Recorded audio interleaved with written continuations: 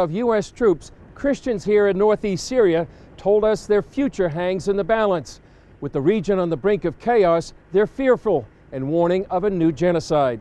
Just a few years ago, ISIS left a scar on the land in the form of an historic genocide. Now Christians fear another potential apocalypse with enemies all around them. Turkey is the main concern. After the threats of Erdogan to this region that he wants to take the place of the great force of America, we felt danger because of this void.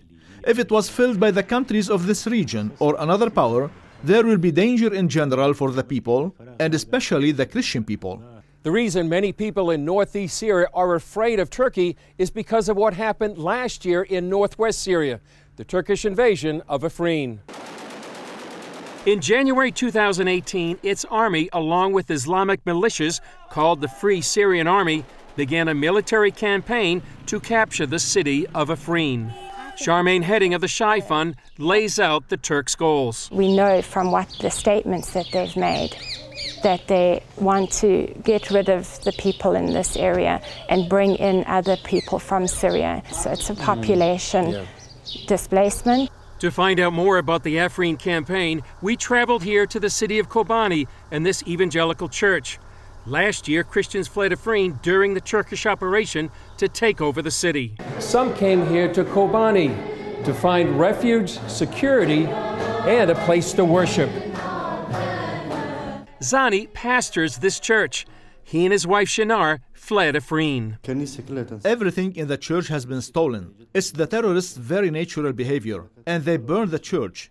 Islamic soldiers allied with Turkey killed her cousin's child. There were a group of people with weapons that entered our neighborhood and they were stealing. So my cousin went out and asked them, "What are you doing?" So the man with weapons attacked my cousin's house and shot and killed his son. Turkish President Erdogan has threatened a similar campaign into northeast Syria.